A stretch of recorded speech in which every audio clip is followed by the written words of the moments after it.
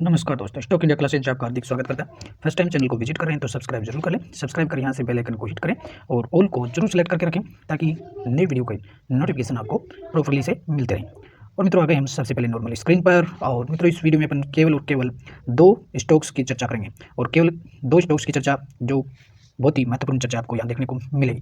तो सबसे पहले अपन बात कर लेते हैं पेटीएम 197 कम्युनिकेशन। और पेटीएम पर आज अपन बात जो करेंगे वो यहाँ सर्किट लगने की नहीं, तो आज यहाँ अभी लेटेस्ट है वो बिग ब्रेकिंग न्यूज है वो पेटीएम पर देखने को मिल रही है। हालांकि पिछले 5 दिनों से पेटीएम के शेयर में है वो रिकवरी देखने को मिली है और आज भी यहाँ 5% का वो सर्किट देखने को मिला है और निचले शेयरों से यहाँ पेटीएम में रिकवरी भी देखने को मिली है। लेकिन लेटेस्ट जो ब्रेकिंग न्यूज निकल करके आ रही है वो काफी बड़ी न्यूज है वो पेटीएम पर निकल करके आ रही है, तो उसकी चर्चा कर लेते हैं। तो मित्रों, इन सबको तो आप सभी जानते होंगे, पेटीएम के सीईओ और फाउंडर विजय शेखर शर्मा। तो आज अभी लेटेस्ट एक्सचेंज को दी सूचना में ये सामने आया है कि पेटीएम के जो फाउंडर है विजय शेखर शर्मा, उन्होंने अपने पद से इस्तीफा दे दिया है। हाँ, बिल्कुल आप सही सुन रहे हैं कि पेटीएम के जो फाउंडर और सीईओ है विजय शेखर शर्मा ने अपने पद से इस्तीफा दे दिया है। तो बात कर लेते हैं कि विजय शेखर शर्मा ने ये इस्तीफा क्यों दिया और आगे पेटीएम में क्या होने वाला है और पेटीएम के जो बोर्ड ने ये डिसीजन क्यों लिया है, इन सभी बातों की चर्चा अपन सिलसिलेवार कर लेते हैं। तो अपन देखें तो पिछले लास्ट 5 ट्रेडिंग सेशन में और पेटीएम के शेयर ने निचले लेवल से करीबन 14% की यहाँ रिकवरी की है।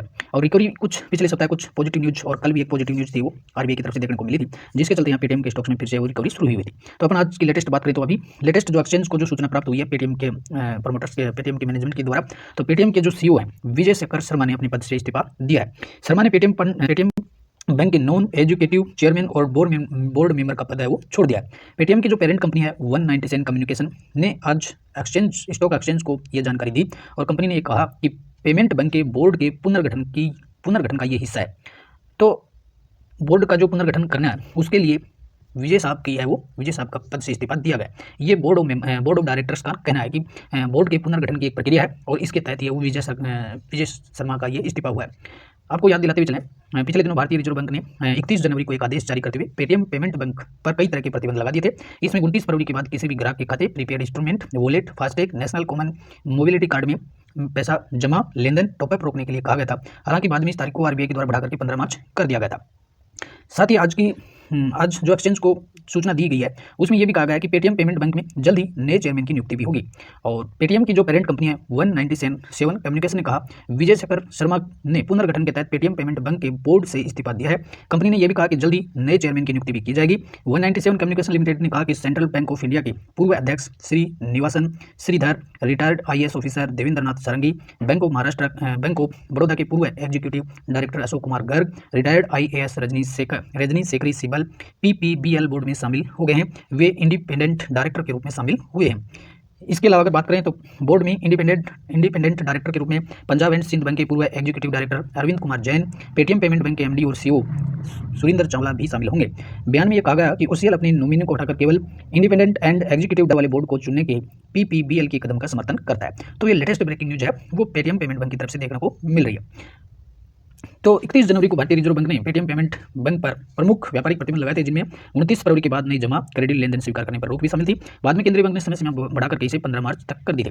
इसी के साथ ही अब पेटीएम पेमेंट बैंक लिमिटेड के बोर्ड से विजय शेखर शर्मा ने इस्तीफा दे दिया है। ऐसे में यह बताया जा रहा है कि आखिर 1 महीने के दौरान ही पेटीएम पेमेंट बैंक में क्या क्या हुआ है। तो ये लेटेस्ट अपडेट है वो पेटीएम पेमेंट पर देखने को मिल रहा है। अब ये देखने वाली बात होगी कल के ट्रेडिंग सेशन में पेटीएम के शेयर पर है वो क्या इफेक्ट होता है, कि क्या फिर से इसमें गिरावट शुरू हो जाएगी या फिर ये एक अच्छे दिनों के लिए किया गया। तो किस तरह का डेवलपमेंट है वो कल पेटीएम के शेयर पर एक्शन देखने को मिलेगा, इस पर कुछ भविष्यवाणी नहीं की जा सकती।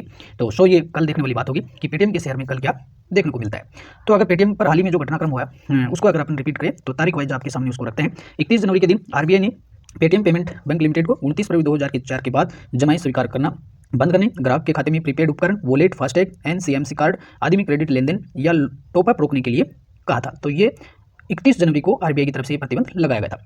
फिर अगर बात करें तो 1 फरवरी को नया डेवलपमेंट देखने को मिला। एक निवेशक सम्मेलन कॉल में पेटीएम ने यह कहा था कि उसके लोन देने वाले भागीदारों ने आरबीआई अधिसूचना पर स्पष्टता का अनुरोध किया है। कंपनी ने कहा कि वह ऋणदाताओं की चिंता को दूर करने के लिए उनके साथ बातचीत कर रही है। पेटीएम के लगभग 11 बैंकिंग और गैर बैंकिंग वित्तीय कंपनी भागीदार हैं जो अपने ग्राहकों को अपने प्लेटफॉर्म के माध्यम से लोन देते हैं। इसके अलावा 9 फरवरी को नया डेवलपमेंट देखने को मिला और 9 फरवरी को पेटीएम के समर्थक पेटीएम की जो पेरेंट कंपनी है 197 कम्युनिकेशन लिमिटेड के बोर्ड ने अनुपालन और विनियमन पर पेटीएम पेमेंट बैंक लिमिटेड को सलाह देने के लिए बाजार नियामक भारतीय प्रतिभूति और विनियम बोर्ड यानी सेबी के पूर्व अध्यक्ष एन दामोदरन की अध्यक्षता में एक पैनल बनाया था। फिर 12 फरवरी को नया डेवलपमेंट देखने को मिला और आरबीआई गवर्नर शक्तिकांत दास ने कहा कि केंद्रीय बैंक पेटीएम पेमेंट बैंक के खिलाफ की गई कार्रवाई की कोई समीक्षा नहीं करेगा। फिर अगले दिन अगर 14 फरवरी के डे की बात करें तो 14 फरवरी को फिर ये कहा गया 197 कम्युनिकेशन ने एक्सचेंजों को जारी अपने एक स्पष्टीकरण में कहा कि प्रवर्तन निदेशालय यानी ईडी ने समय के साथ कुछ दस्तावेज मांगे हैं जो कंपनी ने प्रदान कर दिए हैं। कंपनी ने मीडिया रिपोर्टों के बाद स्पष्टीकरण जारी किया कि प्रवर्तन निदेशालय यानी ईडी ने कथित फेमा उल्लंघन पर कंपनी के खिलाफ मामला दर्ज किया था। फिर 16 फरवरी को नया अपडेट देखने को मिला। आरबीआई ने पेटीएम के मुद्दे पर और नए FAQ जारी किए और पेटीएम पेमेंट बैंक लिमिटेड की नई जमा और क्रेडिट लेनदेन स्वीकार करना बंद करने की समय सीमा 29 फरवरी से बढ़ाकर के 15 मार्च कर दी। इसी के अलावा 16 फरवरी को फिर नया अपडेट 23 फरवरी को फिर अगला अपडेट देखने को मिला। आरबीआई का ये कहना है कि उसने national payment corporation of India यानी NPCI को और 197 कम्युनिकेशन लिमिटेड के यूपीआई चैनल के लिए थर्ड पार्टी एप्लीकेशन प्रोवाइडर बनने के अनुरोध की जांच करने की सलाह दी है ताकि पेटीएम यूपीआई ऐप परिचालन जारी रखा जा सके।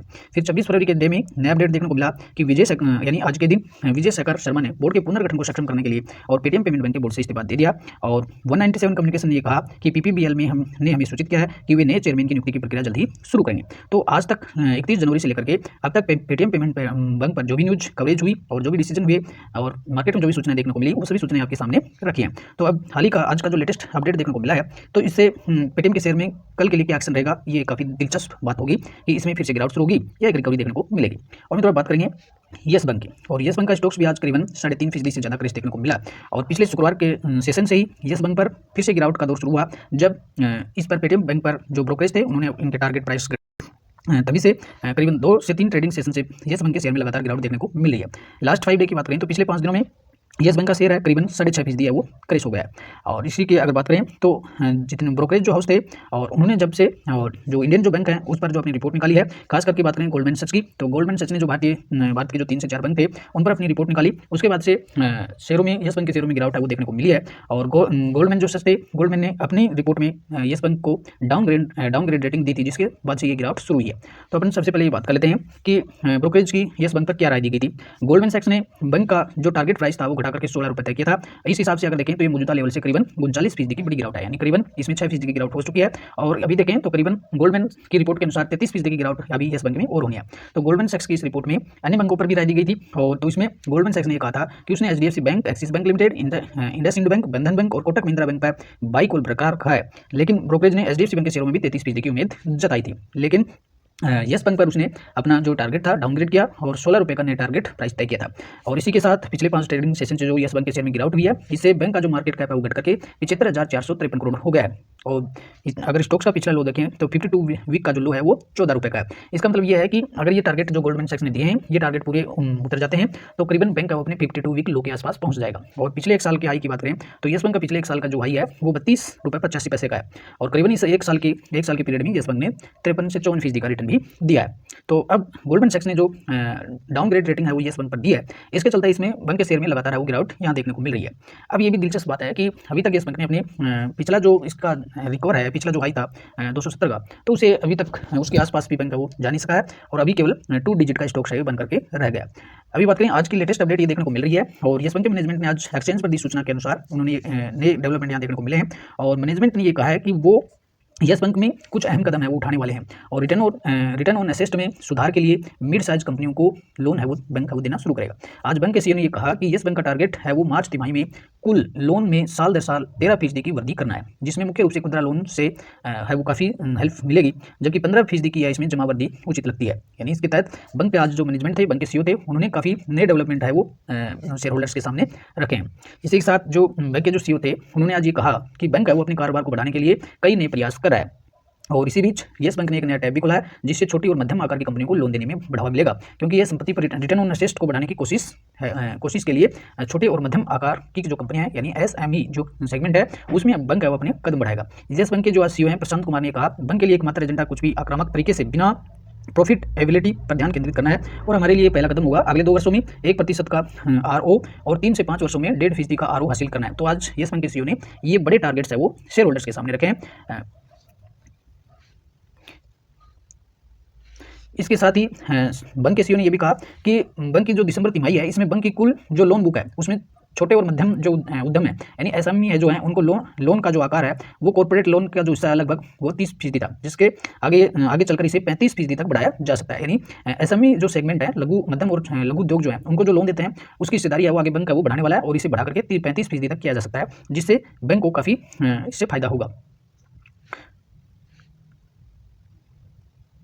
साथ ही सीईओ ने ये भी कहा था कि आज की येस बैंक का जो टारगेट है वो मार्च की जो तिमाही उसमें कुल जो लोन है उसमें साल दर साल ईयर टू ईयर 13% की ग्रोथ हासिल करना उनका मुख्य टारगेट है, और जबकि इसमें 15% की जो 15% का जो टारगेट है वो यहाँ तक हम ले जा सकते हैं इसको। तो कुल मिलाकर के आज जो बैंक के स्टॉक्स में लगातार जो गिरावट हुई है और गोल्डमैन सच ने जो रिपोर्ट निकाली थी और बैंक की जो रेटिंग थी वो डाउनग्रेड कर दी है, और जिस पर आज मैनेजमेंट का यहाँ एक बड़ा बयान आया है और वो बयान आपके सामने रखा है। तो इससे अब ये देखने वाली बात होगी कि येस बैंक में भी कल के ट्रेडिंग सेशन में क्या येस बैंक पर भी क्या पॉजिटिव रुझान देखने को मिलेगा। और जिस तरह की कमेंट्री आज बैंक के सीईओ ने की है कि वो आने वाले समय में बैंक की जो लोन बुक है और वो उसे 13% तक हासिल करना चाहते हैं और अगले ईयर टू ईयर उसे बढ़ाकर 15% तक ले जा सकते हैं, और साथ ही एसएमई सेगमेंट में बैंक का जो लोन बुक है उसे भी बढ़ाकर के वो 35% तक ले जाने का उनका टारगेट है। तो ये दो बड़े टारगेट्स हैं आज बैंक के मैनेजमेंट के द्वारा रखे गए हैं। तो क्या इन टारगेट्स को बैंक का वो हासिल कर पाता है अगली जो मार्च तिमाही जो आएगी उसमें ये एक देखने वाली बड़ी बात होगी।